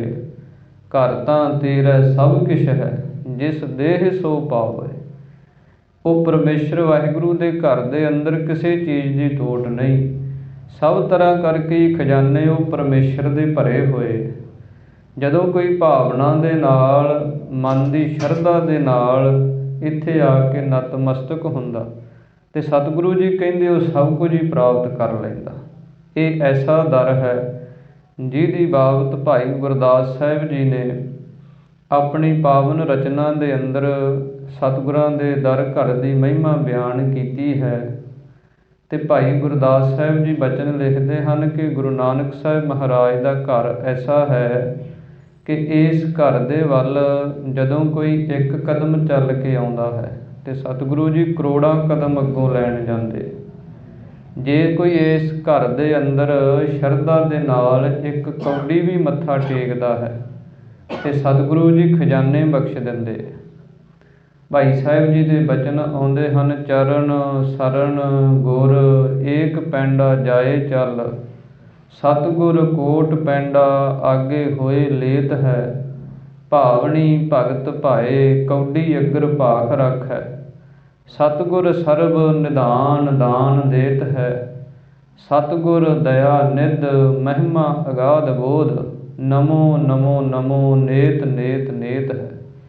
ਇਸ ਕਰਕੇ ਸਤਿਗੁਰੂ ਸ਼੍ਰੀ ਗੁਰੂ ਅਰਜਨ ਦੇਵ ਮਹਾਰਾਜ ਬਿਆਨ ਕਰਦੇ ਹਨ ਕਿ ਉਹ ਪਰਮੇਸ਼ਰ ਦਾ ਘਰ ਐਸਾ ਹੈ ਜਿੱਥੇ ਸਭ ਕੁਝ ਹੀ ਹੈ। ਸਾਰੀਆਂ ਹੀ ਦਾਤਾਂ ਹਨ, ਭੋਗ ਅਤੇ ਮੋਖ ਦੀਆਂ ਦਾਤਾਂ ਹਨ, ਲੋਕ ਅਤੇ ਪਰਲੋਕ ਦੇ ਸੁੱਖ ਹਨ। ਨੌ ਨਿਧ ਭਰੇ ਭੰਡਾਰ, ਨੌ ਨਿਧੀਆਂ ਮੰਨੀਆਂ ਹਨ। ਅਸਨ ਬਸਨ ਭੂ ਕਨਕ ਪੁਨ, ਦਾਸੀ ਚੋਪ ਗੁਲਾਮ, ਰਥਵਾਹੇ ਹੰਡਵਾਹੇ ਜਾਨੀਐ ਨੌ ਨਿਧ ਕੇ ਨਾਮ। ਇਸੇ ਪ੍ਰਕਾਰ ਹੀ ਅੰਨ ਦੀ ਤੋਟ ਨਾ ਆਉਣੀ, ਵਸਤਰਾਂ ਦੀ ਤੋਟ ਨਾ ਆਉਣੀ। ਇਸੇ ਪ੍ਰਕਾਰ ਹੀ ਜਿੰਨੀਆਂ ਇਹ ਧਾਤਾਂ ਦੀਆਂ ਨਿਧੀਆਂ ਮੰਨੀਆਂ ਹਨ, ਸੋਨਾ ਚਾਂਦੀ ਆਦਿਕ, ਇਸੇ ਪ੍ਰਕਾਰ ਹੀ ਸੰਸਾਰ ਦੇ ਅੰਦਰ ਜਸ ਦੀ ਨਿਧੀ ਹੈ। ਇਹ ਸਾਰੀਆਂ ਹੀ ਨਿਧੀਆਂ ਸਤਿਗੁਰੂ ਜੀ ਕਹਿੰਦੇ ਉਹਦੇ ਦਰ ਘਰ ਦੇ ਅੰਦਰ ਭੰਡਾਰੇ ਭਰੇ ਹਨ। ਤਿਸ ਕੀ ਕੀਮਤ ਨਾ ਪਵੈ ਭਾਈ, ਉੱਚਾ ਅਗਮ ਅਪਾਰ। ਸਤਿਗੁਰੂ ਜੀ ਕਹਿੰਦੇ ਉਹ ਪਰਮੇਸ਼ਰ ਦੀ ਕੀਮਤ ਨਹੀਂ ਪਾਈ ਜਾਂਦੀ। ਉਹਦੀ ਕੀਮਤ ਸਤਿਗੁਰੂ ਜੀ ਕਹਿੰਦੇ ਕੋਈ ਪਾ ਨਹੀਂ ਸਕਦਾ, ਕਿਉਂਕਿ ਉਹ ਭਾਈ ਉੱਚਾ ਹੈ। ਉਹ ਇਸ ਪ੍ਰਕਿਰਤੀ ਤੋਂ ਉੱਚਾ ਹੈ। ਕਿਉਂਕਿ ਆਪਾਂ ਕੀਮਤ ਪਾਉਣ ਲੱਗ ਜਾਂਦੇ ਹਾਂ ਸੰਸਾਰੀ ਵਸਤੂਆਂ ਦੇ ਨਾਲ, ਕਿ ਜਿੰਨੀ ਇਹ ਪ੍ਰਕਿਰਤੀ ਦੇ ਅੰਦਰ ਜਿੰਨੀ ਰਚਨਾ ਹੈ ਇਹਦੇ ਦੁਆਰਾ ਆਪਾਂ ਕੀਮਤ ਪਾਉਂਦੇ ਹਾਂ। ਕੋਈ ਸੋਨੇ ਦੁਆਰਾ, ਕੋਈ ਮਾਇਆ ਦੁਆਰਾ, ਕੋਈ ਹੋਰ ਵਿਭੂਤੀ ਦੁਆਰਾ। ਪਰ ਸਤਿਗੁਰੂ ਜੀ ਕਹਿੰਦੇ ਇਹਦੇ ਤੋਂ ਉੱਚਾ ਹੈ, ਇਸ ਨੂੰ ਤੇ ਉਹ ਰਚਨ ਵਾਲਾ ਹੈ। ਫਿਰ ਉਹ ਅਗਮ, ਮਨ ਦੀ ਗਮਤਾ ਤੋਂ ਪਰੇ ਹੈ। ਮਨ ਦੀ ਵੀ ਪਹੁੰਚ ਉਹਦੇ ਤੱਕ ਨਹੀਂ ਜਾਂਦੀ। ਅਪਾਰ, ਉਹ ਪਾਰਾਵਾਰ ਤੋਂ ਰਹਿਤ ਹੈ। ਇਸ ਕਰਕੇ ਉਹ ਐਸੇ ਪਰਮੇਸ਼ਰ ਦੀ ਕਿਸੇ ਤੋਂ ਵੀ ਕੀਮਤ ਨਹੀਂ ਪਾਈ ਜਾਂਦੀ। ਕੋਈ ਵੀ ਉਹਦਾ ਮੁੱਲ ਨਹੀਂ ਦੱਸ ਸਕਦਾ। ਹਰ ਆਪ ਅਮੁੱਲਕ ਹੈ, ਮੁੱਲ ਨਾ ਪਾਇਆ ਜਾਏ। ਮੁੱਲ ਨਾ ਪਾਇਆ ਜਾਏ, ਕਿਸੈ ਵਿਟ ਹੋ ਰਹੇ ਲੋਕ ਵਿਲ ਲਾਏ। ਸਤਿਗੁਰੂ ਜੀ ਕਹਿੰਦੇ ਐਸਾ ਉਹ ਅਮੁੱਲ ਸਰੂਪ ਪਰਮੇਸ਼ਰ ਵਾਹਿਗੁਰੂ ਹੈ। ਜੀ ਜੰਤ ਪ੍ਰਤਪਾਲਦਾ ਭਾਈ, ਨਿਤ ਨਿਤ ਕਰਦਾ ਸਾਰ। ਸਤਿਗੁਰੂ ਜੀ ਕਹਿੰਦੇ ਜਿੰਨੇ ਜੀਵ ਜੰਤ ਹਨ, ਜੀਵ ਕਹਿੰਦੇ ਹਨ ਸਥੂਲ ਅਤੇ ਸੂਖਮ ਜੀ ਜੰਤ, ਉਹ ਰਚਨਾ ਜਿਹੜੀ ਦਿਸਣ ਦੇ ਵਿੱਚ ਆਉਂਦੀ ਹੈ, ਅਤੇ ਇੱਕ ਉਹ ਰਚਨਾ ਜਿਹੜੀ ਸੂਖਮ ਰੂਪ ਦੇ ਅੰਦਰ ਹੈ। ਸੂਖਮ ਅਤੇ ਸਥੂਲ ਰਚਨਾ ਜਿੰਨੀ ਵੀ ਹੈ, ਸਭ ਨੂੰ ਉਹ ਪਰਮੇਸ਼ਰ ਵਾਹਿਗੁਰੂ ਪ੍ਰਤਪਾਲਦਾ, ਸਭ ਦੀ ਵਿਸ਼ੇਸ਼ ਕਰਕੇ ਪਾਲਣਾ ਕਰਦਾ ਹੈ। ਜਿੱਦਾਂ ਦਾ ਕਿਸੇ ਦਾ ਰਿਜ਼ਕ ਹੈ, ਉੱਦਾਂ ਦੀ ਖੁਰਾਕ ਉਹਨੂੰ ਪਹੁੰਚਾਉਣ ਵਾਲਾ ਹੈ।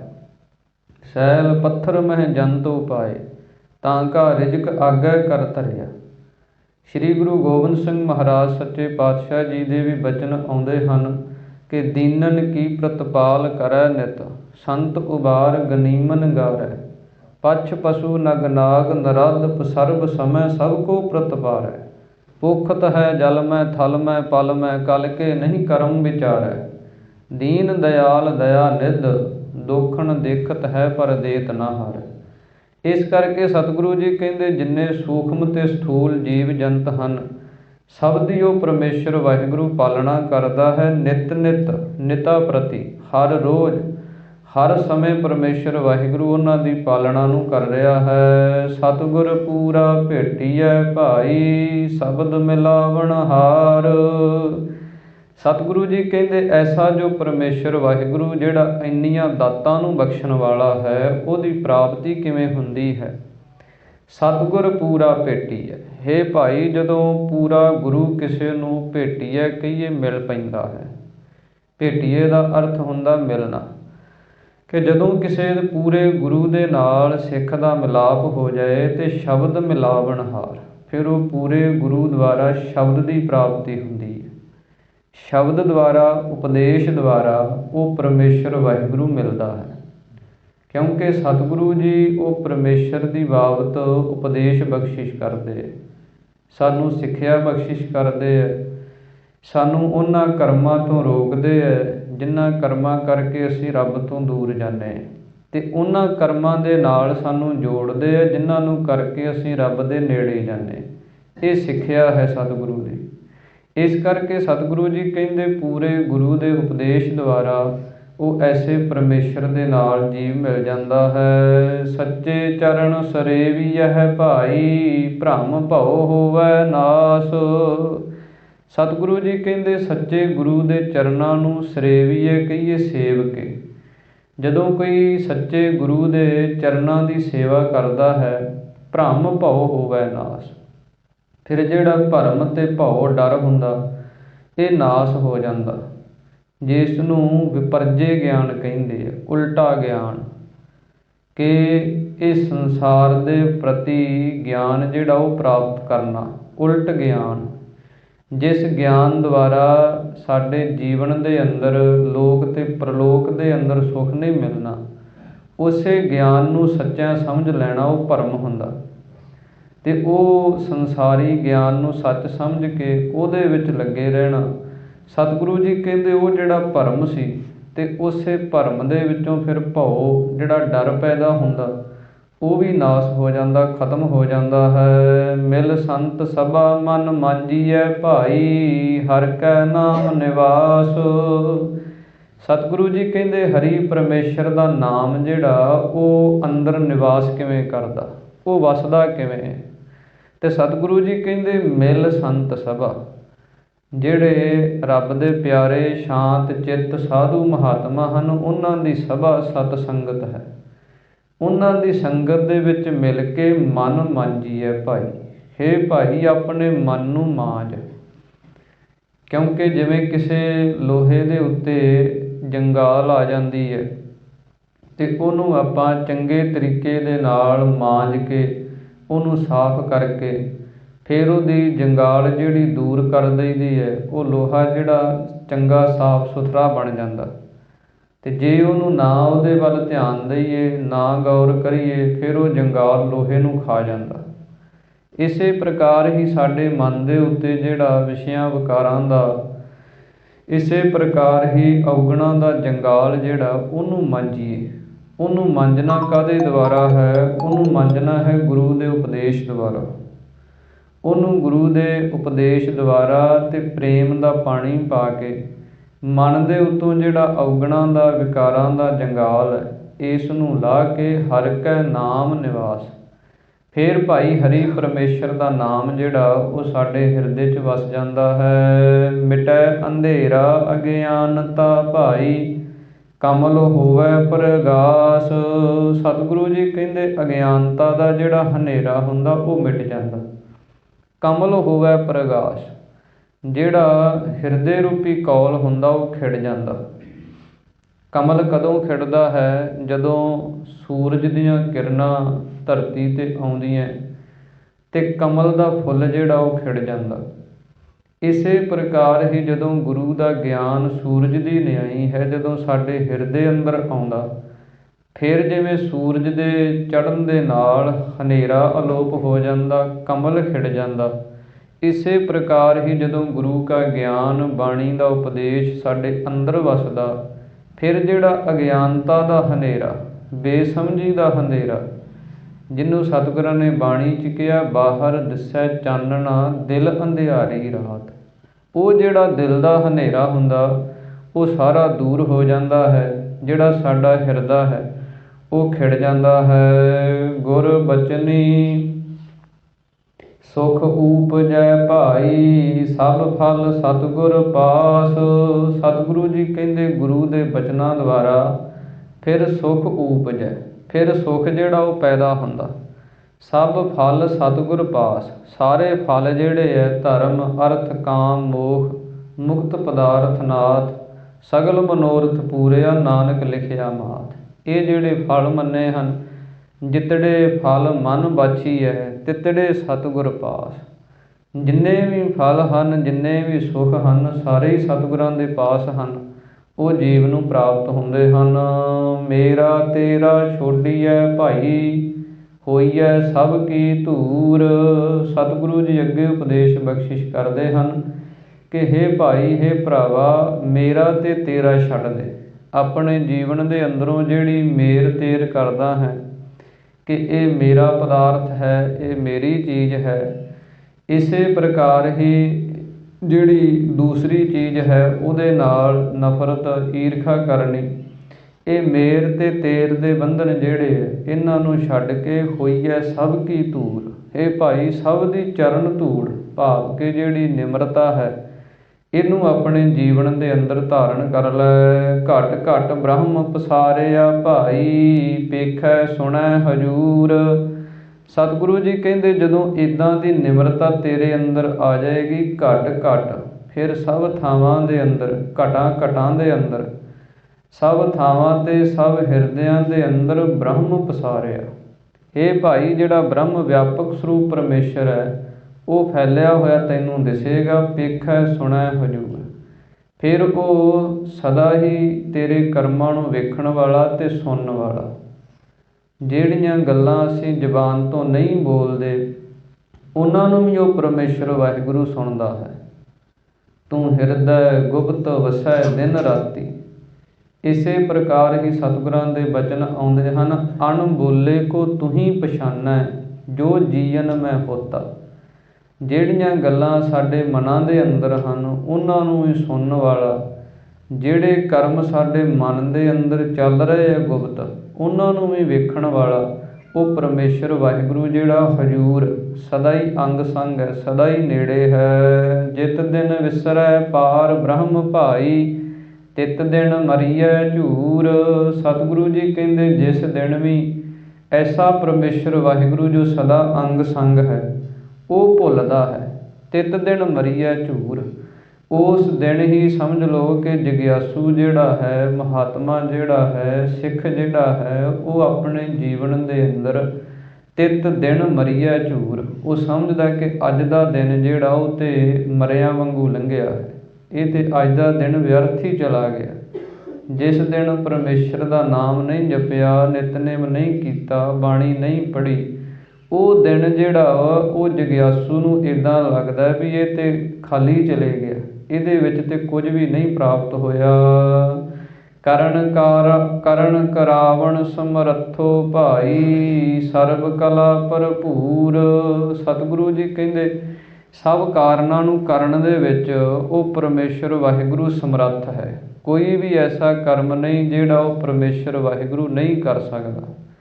ਜਿੰਨੇ ਸਾਡੇ ਕਰਮ ਹਨ, ਜਿੰਨੇ ਵੀ ਸਾਡੇ ਸੰਸਾਰ ਦੇ ਅੰਦਰ ਕਾਰਜ ਹਨ, ਸਭ ਨੂੰ ਕਰਨ ਦੇ ਵਿੱਚ ਉਹ ਪਰਮੇਸ਼ਰ ਵਾਹਿਗੁਰੂ ਸਮਰੱਥ ਹੈ। ਅਚਿੰਤ ਕੰਮ ਕਰਹਿ ਪ੍ਰਭ ਤਿਨ ਕੇ। ਸਤਿਗੁਰੂ ਜੀ ਕਹਿੰਦੇ ਉਹ ਅਚਿੰਤ ਕਰਮ ਜਿਹੜੇ ਸਾਡੇ ਚੇਤੇ ਦੇ ਵਿੱਚ ਵੀ ਨਹੀਂ ਹੈ, ਉਹ ਵੀ ਕਰਮ ਪਰਮੇਸ਼ਰ ਵਾਹਿਗੁਰੂ ਕਰ ਦਿੰਦਾ। ਕਈ ਵਾਰ ਸਾਡੇ ਜੀਵਨ ਦੇ ਅੰਦਰ ਅਚਨਚੇਤ ਐਸੇ ਸੁੱਖ ਆ ਜਾਂਦੇ, ਉਹ ਕੌਣ ਦੇਣ ਵਾਲਾ? ਉਹ ਪਰਮੇਸ਼ਰ ਵਾਹਿਗੁਰੂ ਹੈ। ਜਿਹੜੇ ਸਾਡੇ ਚਿੱਤ ਦੇ ਵਿੱਚ ਵੀ ਨਹੀਂ ਸਨ ਉਹ ਕਰਮ ਪਰਮੇਸ਼ਰ ਵਾਹਿਗੁਰੂ ਕਰ ਦਿੰਦਾ ਹੈ। ਸਰਬ ਕਲਾ ਭਰਪੂਰ, ਸਾਰੀਆਂ ਸ਼ਕਤੀਆਂ ਕਰਕੇ ਉਹ ਪਰਮੇਸ਼ਰ ਵਾਹਿਗੁਰੂ ਪਰਿਪੂਰਨ ਹੈ। ਪ੍ਰੇਮ ਪਦਾਰਥ ਨਾਮ ਹੈ ਭਾਈ, ਮਾਇਆ ਮੋਹ ਵਿਨਾਸ਼। ਸਤਿਗੁਰੂ ਜੀ ਉਚਾਰਨ ਕਰਦੇ ਹਨ ਪ੍ਰੇਮ ਪਦਾਰਥ, ਕਿ ਉਹ ਪਰਮੇਸ਼ਰ ਵਾਹਿਗੁਰੂ ਦੇ ਨਾਲ ਜਦੋਂ ਆਪਾਂ ਪ੍ਰੇਮ ਕਰਦੇ ਹਾਂ ਇਹ ਇੱਕ ਪਦਾਰਥ ਹੈ। ਇਸੇ ਪ੍ਰੇਮ ਪਦਾਰਥ ਦੇ ਵਿੱਚੋਂ ਨਾਮ ਹੈ ਭਾਈ। ਨਾਮ ਜਿਹੜਾ ਹੈ ਉਹਦੀ ਪ੍ਰਾਪਤੀ ਹੁੰਦੀ ਹੈ, ਜਿਸ ਨਾਮ ਦੁਆਰਾ ਮਾਇਆ ਮੋਹ ਵਿਨਾਸ਼, ਜਿਹੜਾ ਮਾਇਆ ਦਾ ਮੋਹ ਹੈ ਉਹ ਨਾਸ਼ ਹੋ ਜਾਂਦਾ। ਕਿਉਂਕਿ ਇੱਕ ਬੰਨੇ ਨਾਮ ਦੀ ਸੋਭਾ ਹੈ, ਇੱਕ ਬੰਨੇ ਮਾਇਆ ਦੀ ਸੋਭਾ ਹੈ। ਜਦੋਂ ਸਾਨੂੰ ਨਾਮ ਦੀ ਸੋਭਾ ਵੱਡੀ ਲੱਗਣ ਲੱਗ ਜਾਂਦੀ ਹੈ, ਫਿਰ ਮਾਇਆ ਦੇ ਨਾਲੋਂ ਮੋਹ ਟੁੱਟ ਜਾਂਦਾ। ਅਤੇ ਜਿੰਨਾ ਚਿਰ ਸਾਨੂੰ ਮਾਇਆ ਦੀ ਸੋਭਾ ਉੱਤਮ ਲੱਗਦੀ ਹੈ ਵੀ ਇਹਦੇ ਵਿੱਚ ਬੜੇ ਸੁੱਖ ਹਨ, ਰਸ ਹਨ, ਉਨਾ ਚਿਰ ਨਾਮ ਦੇ ਵੱਲ ਬਿਰਤੀ ਨਹੀਂ ਜਾਂਦੀ। ਸਤਿਗੁਰਾਂ ਦੀ ਪਾਵਨ ਬਾਣੀ ਬਚਨ ਕਰਦੀ ਹੈ, ਇਸ ਜੁਗ ਮਹਿ ਸੋਭਾ ਨਾਮ ਕੀ, ਬਿਨ ਨਾਵੈ ਸੋਭ ਨਾ ਹੋਏ। ਮਾਇਆ ਕੀ ਸੋਭਾ ਚਾਰ ਦਿਹਾੜੇ, ਜਾਂਦੀ ਬਿਲਮ ਨਾ ਹੋਏ। ਨਾਮ ਦੀ ਸੋਭਾ ਜਿਹੜੀ ਸਤਿਗੁਰੂ ਜੀ ਕਹਿੰਦੇ ਸਦਾ ਰਹਿਣ ਵਾਲੀ, ਇਹ ਸਦਾ ਵਧਣ ਵਾਲੀ ਹੈ। ਮਾਇਆ ਦੀ ਸੋਭਾ ਜਿਹੜੀ ਹੈ ਉਹ ਘਟਣ ਵਾਲੀ ਹੈ। ਜਿਵੇਂ ਧਾਰਮਿਕ ਵਿਦਵਾਨਾਂ ਨੇ ਇੱਕ ਉਦਾਹਰਣ ਦੁਆਰਾ ਦੱਸਿਆ ਹੈ ਕਿ ਜਿਵੇਂ ਆਪਾਂ ਚੰਦਰਮਾ ਨੂੰ ਵੇਖਦੇ ਹਾਂ, ਚੰਦਰਮਾ ਜਿਹੜਾ ਉਹ ਵੱਧਦਾ ਅਤੇ ਘਟਦਾ ਰਹਿੰਦਾ ਹੈ। ਜਦੋਂ ਤੇ ਪੂਰਨਮਾਸੀ ਹੁੰਦੀ ਹੈ, ਪੁੰਨਿਆ ਹੁੰਦੀ ਹੈ, ਚੰਦਰਮਾ ਜਿਹੜਾ ਪੂਰਾ ਆਕਾਸ਼ ਦੇ ਵਿੱਚ ਚੜ੍ਹਿਆ ਹੁੰਦਾ, ਸੁੰਦਰ ਲੱਗਦਾ, ਬੜੀ ਉਹਦੀ ਚਮਕ ਹੁੰਦੀ ਹੈ, ਬੜੀ ਉਹਦੀ ਰੌਸ਼ਨੀ ਹੁੰਦੀ ਹੈ। ਪਰ ਉਸ ਤੋਂ ਅਗਲੇ ਦਿਨ ਕੀ ਹੁੰਦਾ, ਉਹ ਘਟਣਾ ਸ਼ੁਰੂ ਹੋ ਜਾਂਦਾ। ਉਹ ਮੱਸਿਆ ਤੱਕ ਫਿਰ ਘਟਦਾ ਜਾਂਦਾ, ਫਿਰ ਉਹ ਘਟਦਾ ਘਟਦਾ ਇੱਕ ਦਿਨ ਮੱਸਿਆ ਦੀ ਰਾਤ ਆ ਜਾਂਦੀ ਹੈ, ਦਿਸਣੋਂ ਹੀ ਹਟ ਜਾਂਦਾ। ਦੂਸਰੇ ਬੰਨੇ ਫਿਰ ਉਹ ਮੱਸਿਆ ਤੋਂ ਅਗਲੇ ਦਿਨ ਜਦੋਂ ਚੜ੍ਹਦਾ, ਜਿਸ ਨੂੰ ਦੂਜ ਦਾ ਚੰਦਰਮਾ ਕਹਿੰਦੇ, ਬੜਾ ਉਹ ਥੋੜ੍ਹਾ ਜਿਹਾ ਦਿਸਦਾ, ਪਰ ਉਹ ਦੂਸਰੇ ਬੰਨੇ ਫਿਰ ਵੱਧਦੇ ਵੱਲ ਜਾਂਦਾ। ਜਿਵੇਂ ਜਿਵੇਂ ਵੱਧਦਾ ਜਾਂਦਾ, ਫਿਰ ਉਹ ਪੁੰਨਿਆ ਵਾਲੇ ਦਿਨ ਆਕਾਸ਼ 'ਤੇ ਸੋਭਦਾ। ਇਸੇ ਤਰ੍ਹਾਂ ਹੀ ਮਾਇਆ ਦੀ ਜਿਹੜੀ ਸੋਭਾ ਹੈ ਉਹ ਇੱਕ ਵਾਰੀ ਤੇ ਬੜੀ ਚਮਕ ਲਿਆਉਂਦੀ ਹੈ, ਇੱਕ ਵਾਰੀ ਤੇ ਬੜੀ ਸੰਸਾਰ ਦੇ ਅੰਦਰ ਬੜੀ ਸੋਭਾ, ਬੜਾ ਪ੍ਰਕਾਸ਼ ਉਹਦਾ ਹੋ ਜਾਂਦਾ। ਪਰ ਉਹ ਹੌਲੀ ਹੌਲੀ ਘਟਦੀ ਘਟਦੀ ਇੱਕ ਦਿਨ ਫਿਰ ਪੂਰਾ ਹਨੇਰਾ ਹੀ ਛਾ ਜਾਂਦਾ। ਦੂਸਰੇ ਬੰਨੇ ਨਾਮ ਦੀ ਸੋਭਾ ਹੈ। ਨਾਮ ਦੀ ਸੋਭਾ ਜਦੋਂ ਕੋਈ ਨਾਮ ਜਪਦਾ, ਬੰਦਗੀ ਕਰਦਾ, ਅਤੇ ਬੜਾ ਉਹ ਗੁਪਤ ਹੁੰਦਾ, ਕਿਸੇ ਨੂੰ ਨਹੀਂ ਪਤਾ, ਦੂਜਦੇ ਚੰਦਰਮਾ ਵਾਂਗ। ਪਰ ਜਿਵੇਂ ਜਿਵੇਂ ਉਹ ਅਭਿਆਸ ਕਰਦਾ ਜਾਂਦਾ, ਇੱਕ ਦਿਨ ਆਕਾਸ਼ ਦੇ ਅੰਦਰ, ਇਸ ਸੰਸਾਰ ਦੇ ਅੰਦਰ ਐਸਾ ਉਹ ਸੋਭਾ ਵਾਲਾ ਬਣ ਜਾਂਦਾ, ਐਸਾ ਵਡਿਆਈ ਵਾਲਾ ਬਣ ਜਾਂਦਾ, ਸਾਰੀ ਦੁਨੀਆ ਉਸ ਨੂੰ ਜਾਣਦੀ, ਰਹਿੰਦੀ ਦੁਨੀਆ ਤੱਕ ਉਹਨੂੰ ਯਾਦ ਕਰਦੇ, ਕਿਉਂਕਿ ਨਾਮ ਨੂੰ ਉਹਨੇ ਜਪਿਆ। ਅਤੇ ਨਾਮ ਦੀ ਸੋਭਾ ਸਦਾ ਰਹਿਣ ਵਾਲੀ ਹੈ। ਨਾਮ ਰਹਿਓ ਸਾਧੂ ਰਹਿਓ, ਰਹਿਓ ਗੁਰੂ ਗੋਬਿੰਦ। ਇਸ ਕਰਕੇ ਸਤਿਗੁਰੂ ਸ਼੍ਰੀ ਗੁਰੂ ਅਰਜਨ ਦੇਵ ਮਹਾਰਾਜ ਸੱਚੇ ਪਾਤਸ਼ਾਹ ਬਚਨ ਕਰਦੇ ਹਨ ਕਿ ਜਦੋਂ ਕੋਈ ਪ੍ਰੇਮ ਦੇ ਨਾਲ ਨਾਮ ਨੂੰ ਜਪਦਾ ਹੈ ਅਤੇ ਇਸ ਨਾਮ ਦੇ ਵਿੱਚੋਂ ਭਾਈ ਫਿਰ ਮਾਇਆ ਮੋਹ ਵਿਨਾਸ਼, ਜਿਹੜਾ ਮਾਇਆ ਦਾ ਮੋਹ ਹੈ ਉਹ ਨਾਸ਼ ਹੋ ਜਾਂਦਾ ਹੈ। ਤਿਸ ਭਾਵੈ ਤਾਂ ਮੇਲ ਲਏ ਭਾਈ, ਹਿਰਦੈ ਨਾਮ ਨਿਵਾਸ। ਸਤਿਗੁਰੂ ਜੀ ਕਹਿੰਦੇ ਜੇ ਸਾਡਾ ਜਪਿਆ ਹੋਇਆ ਨਾਮ, ਜੇ ਸਾਡੀ ਕੀਤੀ ਹੋਈ ਸੇਵਾ ਉਹ ਪਰਮੇਸ਼ਰ ਨੂੰ ਭਾਵੈ, ਕਹੀਏ ਭਾ ਜਾਂਦੀ ਹੈ, ਤਾਂ ਮੇਲ ਲਏ ਭਾਈ, ਤਾਂ ਉਹ ਪਰਮੇਸ਼ਰ ਵਾਹਿਗੁਰੂ ਫਿਰ ਆਪਣੇ ਸਰੂਪ ਦੇ ਵਿੱਚ ਸਾਨੂੰ ਮੇਲ ਲੈਂਦਾ। ਹਿਰਦੈ ਨਾਮ ਨਿਵਾਸ, ਇਸੇ ਨਾਮ ਦੁਆਰਾ ਹੀ ਉਹ ਪਰਮੇਸ਼ਰ ਵਾਹਿਗੁਰੂ ਸਾਡੇ ਹਿਰਦੇ ਦੇ ਅੰਦਰ ਆ ਕੇ ਵਸ ਜਾਂਦਾ ਹੈ। ਗੁਰਮੁਖ ਕਮਲ ਪ੍ਰਗਾਸੀਐ ਭਾਈ, ਹਿਰਦੈ ਹੋਵੈ ਪ੍ਰਗਾਸ। ਸਤਿਗੁਰੂ ਜੀ ਕਹਿੰਦੇ ਗੁਰਮੁਖਾਂ ਦਾ ਹਿਰਦਾ ਜਿਹੜਾ ਉਹ ਕਮਲ ਵਾਂਗੂ ਖਿੜ ਜਾਂਦਾ ਅਤੇ ਉਹਨਾਂ ਦੇ ਹਿਰਦੇ ਦੇ ਵਿੱਚ ਪ੍ਰਕਾਸ਼ ਗਿਆਨ ਦਾ ਹੋ ਜਾਂਦਾ। ਜਿਵੇਂ ਬੰਦ ਕਮਰੇ ਦੇ ਅੰਦਰ ਹਨੇਰਾ ਹੋਵੇ, ਉੱਥੇ ਬਲਬ ਲਾ ਦਈਏ, ਕੋਈ ਦੀਵਾ ਲਾ ਦਈਏ, ਇੱਕੇ ਸਮੇਂ ਦੇ ਅੰਦਰ ਹੀ ਚਾਨਣ ਹੋ ਜਾਂਦਾ ਅਤੇ ਜਿੰਨੀਆਂ ਕਮਰੇ ਦੇ ਅੰਦਰ ਵਸਤੂਆਂ ਹੁੰਦੀਆਂ, ਚੀਜ਼ਾਂ ਹੁੰਦੀਆਂ, ਉਹ ਦਿਸਣ ਲੱਗ ਪੈਂਦੀਆਂ, ਕਿੱਥੇ ਕਿਹੜੀ ਚੀਜ਼ ਪਈ ਹੈ।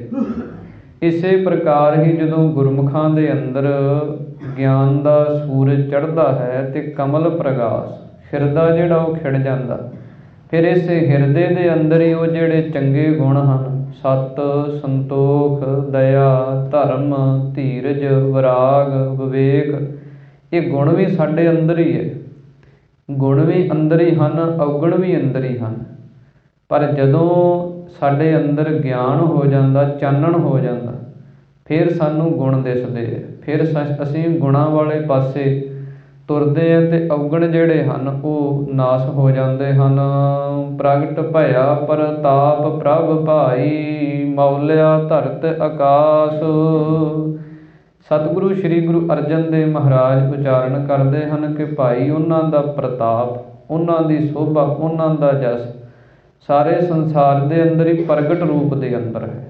ਮੌਲਿਆ ਧਰਤ ਆਕਾਸ਼, ਜਿਵੇਂ ਪਰਮੇਸ਼ਰ ਦੇ ਪ੍ਰਤਾਪ ਦੁਆਰਾ ਧਰਤੀ ਤੇ ਆਕਾਸ਼, ਮੌਲਿਆ ਕਹੀਏ ਆਨੰਦ ਦੇ ਵਿੱਚ ਖਿੜਿਆ ਰਹਿੰਦਾ।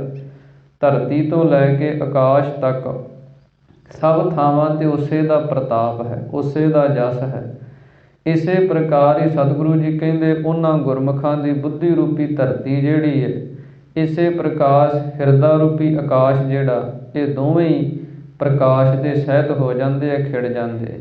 ਅਕਲ ਜਿਹੜੀ ਹੈ, ਬੁੱਧੀ ਜਿਹੜੀ ਹੈ, ਉਹ ਵੀ ਚੰਗੀਆਂ ਵਿਚਾਰਾਂ ਕਰਦੀ ਹੈ ਅਤੇ ਹਿਰਦਾ ਜਿਹੜਾ ਹੈ ਉਹਦੇ ਅੰਦਰ ਵੀ ਪਰਮੇਸ਼ਰ ਦੀ ਭਾਵ ਭਗਤੀ, ਪ੍ਰੇਮਾ ਭਾਵ ਇਹ ਪੈਦਾ ਹੁੰਦਾ ਹੈ।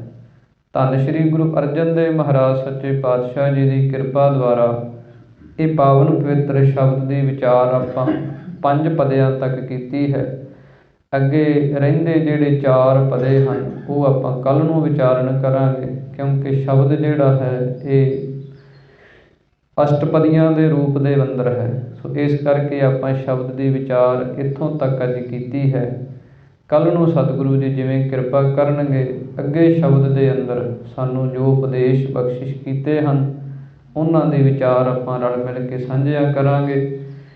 ਇਸੇ ਪ੍ਰਕਾਰ ਹੀ ਨਿਯਤ ਕੀਤਾ ਹੋਇਆ ਸਮਾਂ ਆਪਣਾ ਸੰਪੂਰਨ ਹੋ ਚੁੱਕਿਆ ਹੈ। ਸਤਿਗੁਰੂ ਜੀ ਕਿਰਪਾ ਕਰਨ, ਇਹ ਪਾਵਨ ਪਵਿੱਤਰ ਵਿਚਾਰਾਂ ਆਪਣੇ ਪੜ੍ਹਨ ਸੁਣਨ ਵਾਲਿਆਂ ਦੇ ਸਭਦਿਆਂ ਦੇ ਹਿਰਦਿਆਂ 'ਚ ਵਸਣ।